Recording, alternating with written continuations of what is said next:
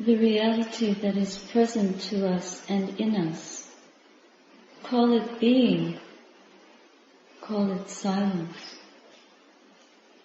And the simple fact that by being attentive, by learning to listen, or recovering the natural capacity to listen, we can find ourselves engulfed in such happiness that it cannot be explained. The happiness of being at one with everything, in the hidden ground of love. So you've all had a chance to spend many hours investigating this silence and what it could mean for each of us. The great happiness that we have the potentiality to realize. In the Dhammacakka Pavattana Sutta, the turning of the wheel of Dhamma, we saw how the Four Noble Truths emerge in the very first limb of the Eightfold Noble Path. When we are caught up in samsara, in the world of the sense realm and the emotional world, then it's very difficult for us to know the transcendent. And I think that all of us come to this teaching because at some point in our lives we realize that the sensory realm does not give us that happiness that we so long for. And we try different things. We try exploring all the experiences that that realm has to offer us. And when we're children, it seems like we're able to enjoy it in a different way. We're able to be light in it, to connect with our own being, to play, to be very present, to be aware, to smell a flower and really be with it, to listen to a bee buzzing and be absolutely astounded. And then as we grow and we take on the responsibilities and the kind of intellectual engagements that adult life necessitate in order for us to function in the world and to succeed according to social convention, we somehow become distant from that again. It's very difficult for us to find a way back to that center, to find a way back to connection. I remember when I was a little girl, we lived near a railroad track, and I used to go and sit at the edge of the railroad track. This is in the 50s, and they had the old kind of trains, and they used to, once in a while, come past this big train chugging along, and I would get so excited, wondering, where's it going? And then at the end of the train, all these hobos, and I would wave, really excited, like my best friends, there they go. And I wanted to go with them, wherever. Didn't matter, just get on that train and sit in the caboose and travel. And now when I get on the train, I get on the little blue train that goes between Paikaukariki and Wellington. And I remember, this is just like when I was 7. I get so excited, I'm looking through the train window and seeing Capri Island and everybody else is reading the newspaper like this. And I want to shake them and say, look, look. But they're too busy to look. Or they're sleeping because they catch an extra hour before you get to work. This is the early train. And it's full.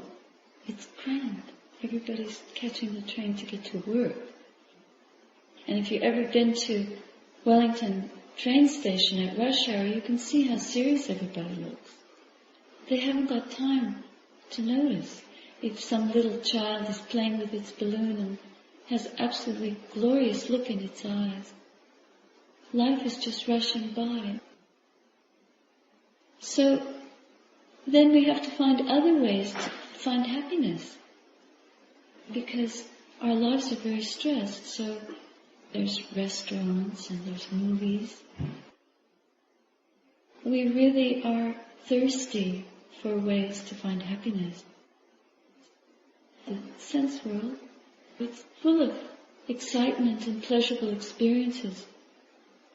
But eventually we have to come back to our own reality, the reality of our own experience, our body, our mind, and the kinds of challenges that we face, just like loneliness, not getting along with our partners, our children, our parents, not getting along with ourselves, just feeling unworthy, feeling like life has no meaning, that no matter how many good restaurants you go to, no matter how many award-winning films you see, no matter how many PhDs you accumulate, no matter how many thrilling computer programs you manage to load onto your PC before it crashes, it's not enough. It doesn't somehow touch that place that allows us to come to life and connect again the way we did, with that wonder, with that absolute joy in the moment, having nothing. What do we have as kids? Well, in the old days we had some very simple toys. Today the toys are more high-tech. I think it would have been unusual if we had a toy with a battery in it years ago. But to be able to play, to be able to be simple, to be able to be aware and really be in the present moment, to taste life. Now, in the Dhammacakkappavattana Sutta, the Buddha tells us not to indulge in either of the extremes to find the happiness we're looking for. To try to cultivate the middle way. So naturally, it's not about becoming children again. That's not going to work. That isn't what we're looking for. What we're looking for really is that certain purity of heart and that innocence. And in order to establish the highway or the pathway that takes us to the middle of these two extremes of indulgence in the sensory realm and of renouncing everything and turning one's back on the world and just fasting and enduring and being incredibly hard on oneself. In order to be able to cultivate that middle way, we have to cultivate purity of heart, purity of mind, purity of action and speech. We must be able to develop a mind that is centered and still. This is the quality of mindfulness, coupled with concentration. And then we have to be able to use discernment, wisdom. The wisdom factor has to grow and be activated. And then we have a chance to observe the unfolding of this Eightfold Path. I have been contemplating how the right view, which is the first limb of the Eightfold Path, contains the Four Noble Truths, and how we actually, in one sitting, we can realize these Four Noble Truths by focusing on our meditation object. And this takes a little bit of doing, because at first when we sit down to breathe or to pay attention, whatever object we pick up in consciousness, we have to really struggle just to pick it up, and we have to make a great effort. So the right view, or right understanding of the path arises when we're able to see that there is an origin to this suffering, and that is, what is it? It's when we are unable to be aware. When we cannot connect to the present moment. When we're unable to abide in the middle and be balanced, we suffer. We become tense. And that tension takes many forms. It takes the forms of self-hatred, of despair, of out-of-control anger, of negativity, of impatience, of cruelty, of anger, of bitterness, of loneliness, or just placidly going along our lives feeling as if we are not getting anywhere, our relationships are flat, we don't love life. We're carrying a burden, and this is the suffering that we all eventually face in one way or another. I remember not long ago I was teaching a class in the Dhamma school, and there were some teenagers in the group. And so one of them piped up and he said, "I'm not suffering." And he was all of 17, having a great time. Life is fantastic. I'm not suffering.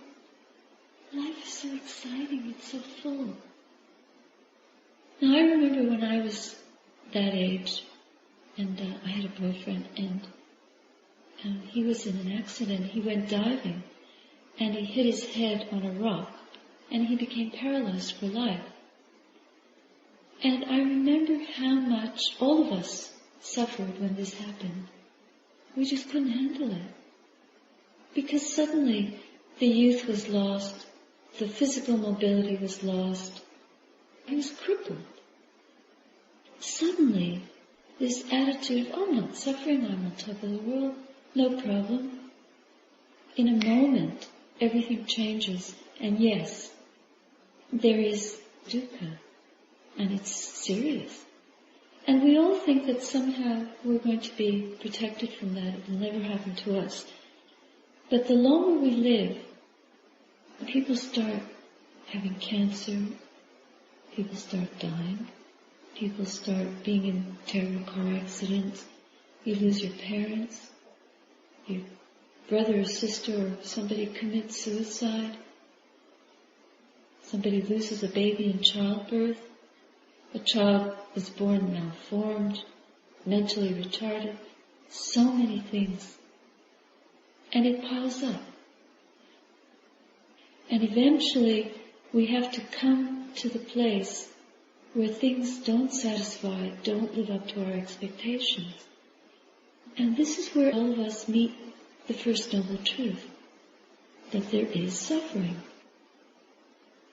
And it's nothing wrong. We think that when it hits us, something is wrong.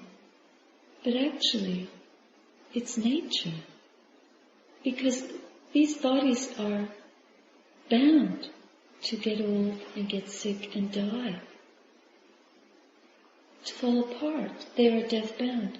And all the things in our lives that we invest in, really, all the pleasures of the sense realm, are death-bound.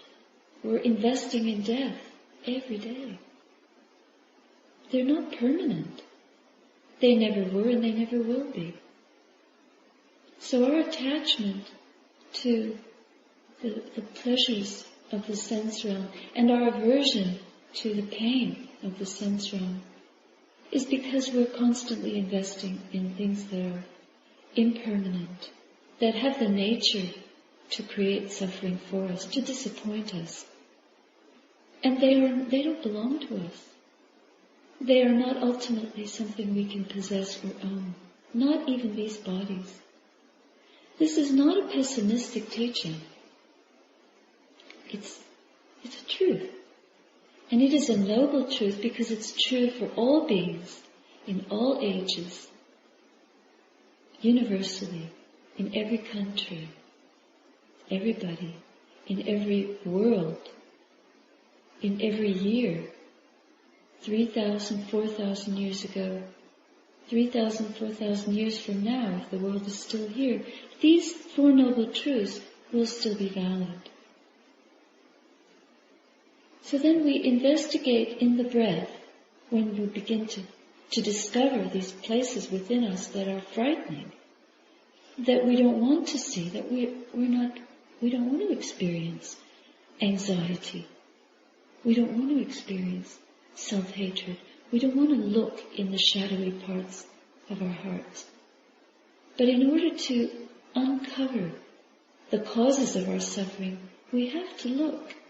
We have to face up to and acknowledge what we're carrying, what we're holding, and what prevents us from connecting and being present in joy, in freedom, in fullness of being, so that we can experience the unshakability of the heart that the Buddha promised us is possible for every human being.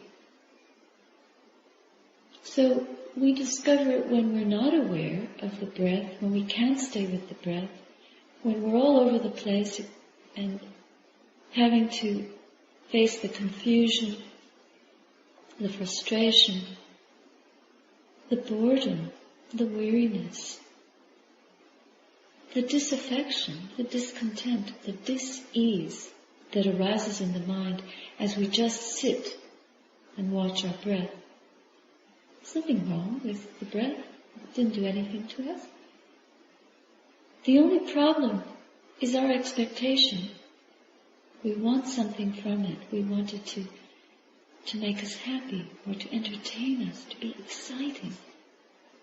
But actually, it's not in excitement that we find the cooling and stillness and dispassion of the mind that leads to freedom. It's in exactly the opposite. It's in that peace and that non-movement, non-agitation, where we can see the truth of what we are and who we are or are not, that we can become established in the pure energy of enlightenment that is always available to us in every moment. So the suffering is what we add on top of the breath. And that's the origin. Being unable to be present with the breath and realizing what it feels like to not be able to be aware is the origin of this stress, of this discontent or malcontent. And the good news is that when we are able to pay attention, when we're able to penetrate to the three characteristics of whatever object we're observing that arises and ceases, that appears and subsides, whatever experience, whatever mood in the mind, whatever sound or emotion, as long as we're able to observe it from its beginning, throughout its duration and through its subsiding, to know its characteristics, then we begin to realize the arising and the cessation of suffering. It's not just that it's there, but it also can cease. And this is a liberating quality of the mind, of awareness itself. We have the potentiality to know the ending of stress. And we can discover the ending of stress in one moment, in this moment. And at that moment we connect to our experience. We connect deeply. We come back to a place of purity. And of course, when we review, how did we get to that moment, that very little taste of purity? How did we begin to see it? What happened? And you review and reflect in your mind, you'll come across the 8 limbs of the Eightfold Path. They'll be right there in your mindfulness, your concentration, your right view by observing the arising of dukkha, the origin of dukkha, the cessation of dukkha, and how it came to be in the first place.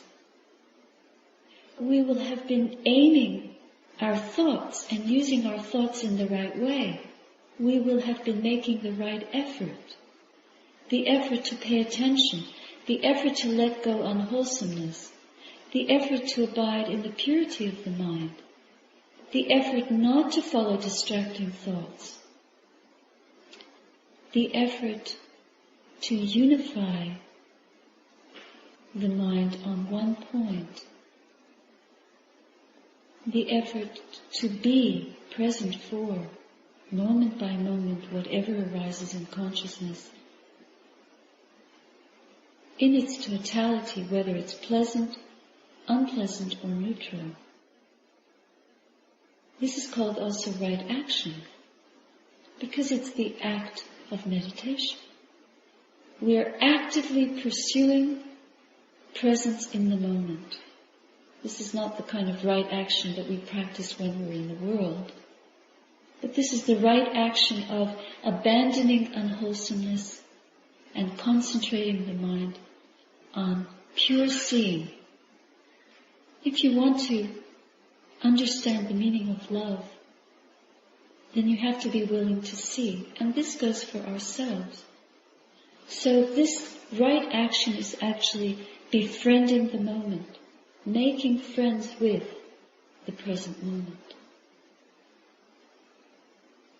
And it's also right speech, in the sense of we're abiding in the silence of the heart. We're not listening to the past. We're not listening to the voices of the future. We're not nibbling on these little carrots of fantasy and delusion that constantly attack and assault the mind. We are renouncing all of this and trying to be content with the utmost radical simplicity of the heart. And if we can do that, we can actually taste the very simplest joy and most profound peace that a human being can aspire towards. Now, some of us might feel that we can't do it, that we're too neurotic, and all of us, me too. We all have our neurosis. We all have the places where we're caught. We all have our fears. We all have our moments of angst, discouragement. But not to the extent that we can't do it. So never buy into that, I'm too neurotic, I'm hopeless. Never believe those voices of the critical mind, because if you believe them, you'll never be able to begin this practice. So when you sit down and you begin to focus within and you feel some kind of negative emotion thundering inside of you and you just want to scream and run out the door, trust that that negative emotion is actually the doorway to Nibbana. It is a golden opportunity to experience the Eightfold Path in this very moment, to realize the Four Noble Truths in one breath. It's not something to get rid of, it's not an obstacle, it's actually compost, rich, as paradoxical as it might seem. It creates an opportunity to come face to face with what it is that frightens us. Otherwise, we will always be under the tyranny of our fears. If we avoid fear for the rest of our lives, then when it's time for us to die, we will die in fear. We will never have the opportunity to liberate ourselves. So it's best we do it now when we're still compos mentis, able to sit straight, focus the mind, remember not to cling when we're clinging, remember to let go, and actually do it with the support of like-minded friends in this very conducive environment. And the more broken you feel, you're already not fighting the maras of arrogance. It takes a real humility to recognize that you're afraid of sickness, or you're afraid of loneliness, or you just can't find any meaning in your life. It takes great humility just to acknowledge that, and great wisdom. Already there's great wisdom there. So as broken as you may feel, trust that out of that brokenness will come the unbroken. And out of that desperation will come a great light that you can shine from within you, that will help you to see your own strength.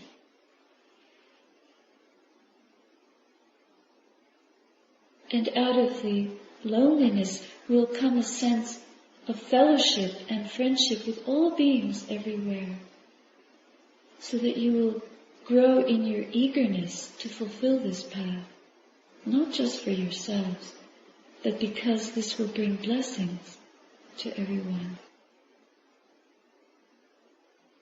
There's a lovely story from India of a farmer who used to water his field, and he had 2 water pots made of clay.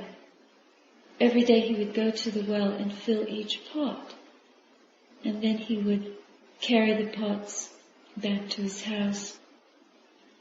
And one of the pots had a hole in it and would always leak. So by the time he got to his house, only half the water was left. The pot was very ashamed of itself because it couldn't do the proper job.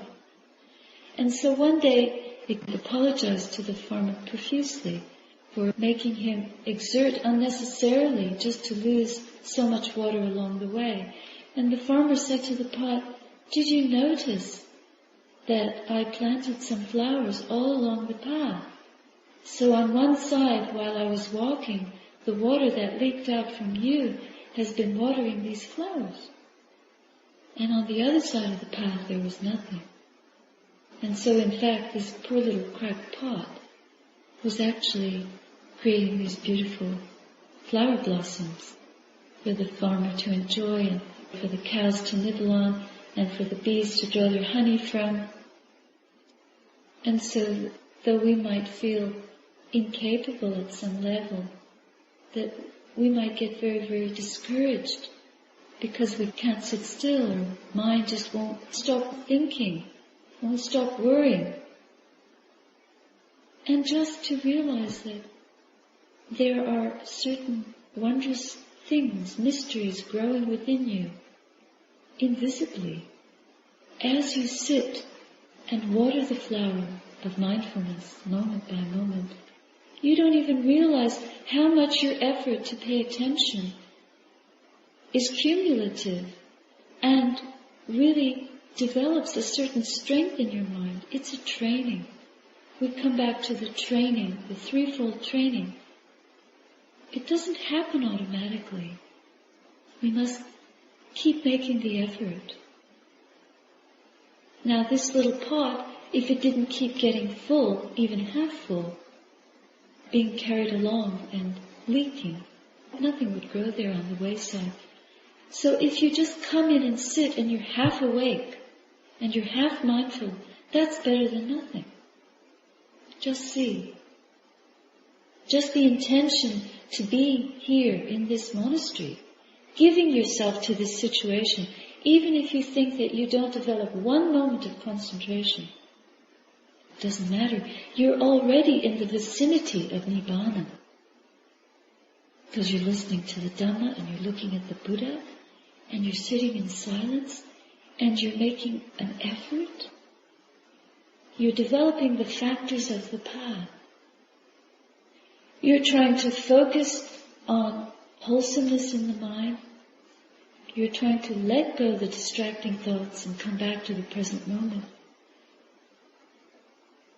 You're not wandering aimlessly in the world.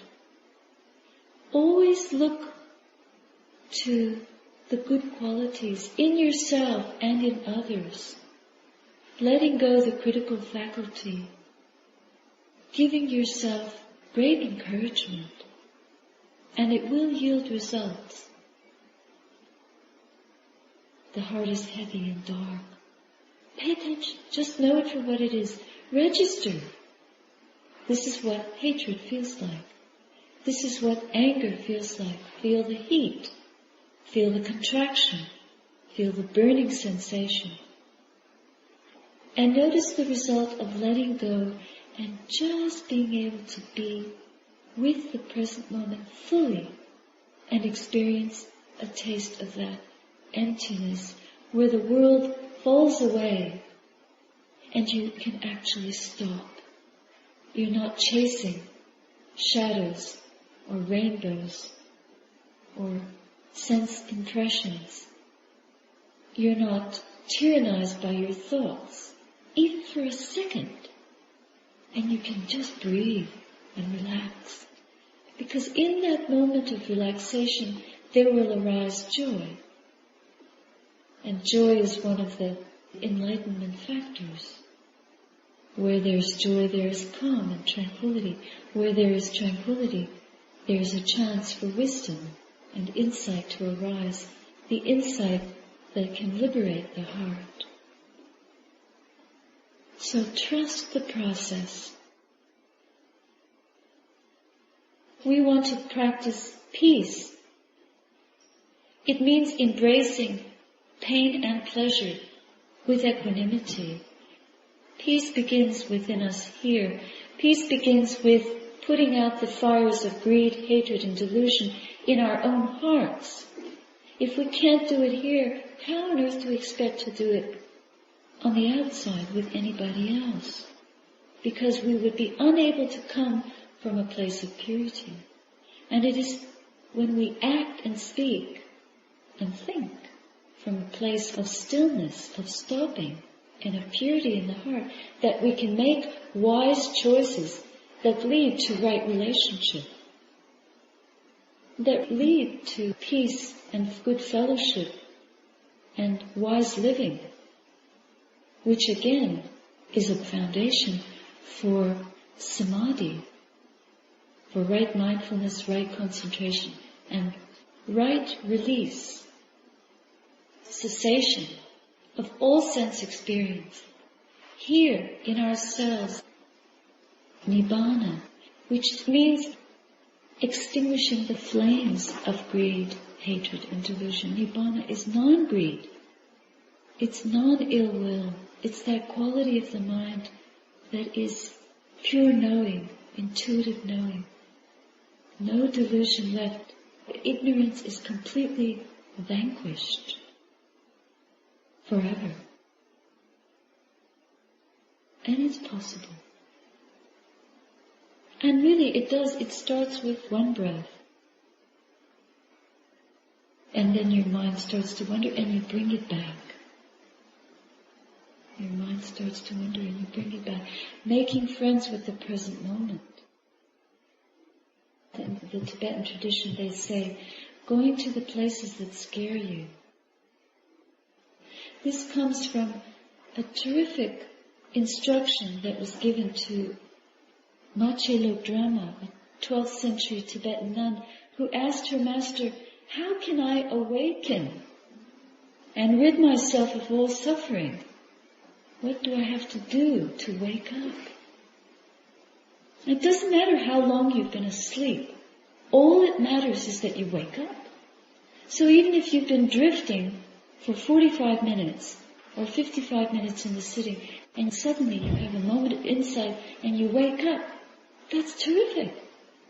It doesn't matter how long you've been asleep. It just matters that you wake up. That you've gone to the place of fear and you've known your fear for what it is. And you've said, I will not be a slave to this anymore. That was one of the instructions that she received from her teacher. And he also said to her that she should acknowledge, confess her hidden faults. Confess her hidden faults. And approach what you find repulsive. Confess your hidden faults, or acknowledge, admit to yourself the things that you hate about yourself. Because this takes up a lot of our energy. What is it about yourself that you can't look at? Never mind what you see in other people, because we're very good at that, right? But we have to take responsibility for our own ill will, and it begins here. What is it that we hate? What is it that we aren't feeling peace with that's here in us? And to do this, we have to go back maybe even to our childhood and remember things that are terrible. You take on habits which protect you. People think you're very diplomatic, but you develop that as a coping mechanism. And just to be really honest with ourselves, why do I behave this way? It might actually be skillful, especially when you're a nun. And just being able to sit with that fear in my own heart and to own to it. It's not pleasant. It's a very unpleasant emotion. Okay, well, I want to make peace. I want to free myself of that. I don't want to die with that. And death could be any minute. A few months ago, one of those lights just came crashing down unexpectedly. Nobody was sitting there. And hopefully it'll never happen again, but we never know.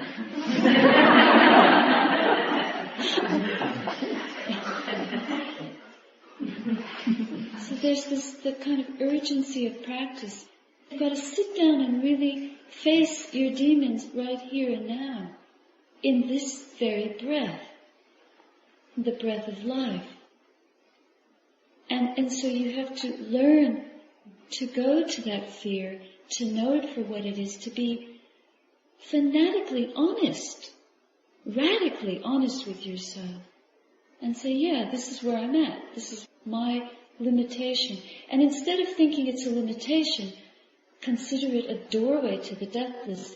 Because as soon as you know it for what it is, you're no longer taking refuge in death. Then you're taking refuge in reality, in the real truth of your own nature. And there's nothing there for you to run away from anymore. Because you've come face to face with truth.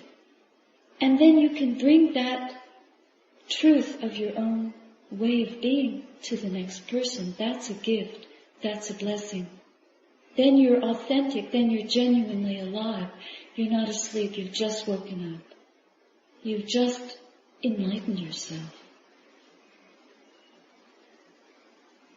How many moments can we collect like that? And it begins with a sense of despair, a sense of brokenness. Next time you hear that voice, I can't do this, I'm no good, I hate myself. Whatever it is, I'm angry, I'm a failure, I'm too old to do this, or I'm too young. Whatever your mind is doing, just be so nakedly honest with yourself. Tear down the mask once and for all. And then, after we've been able to acknowledge that, we can be true friends to ourselves.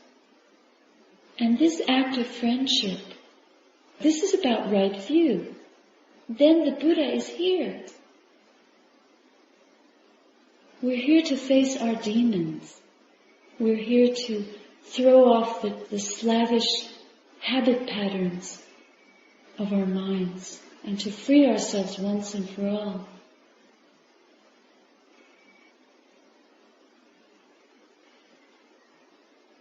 So use every kind of situation that arises for you as grist for the mill, as real compost, and smelly as it might be.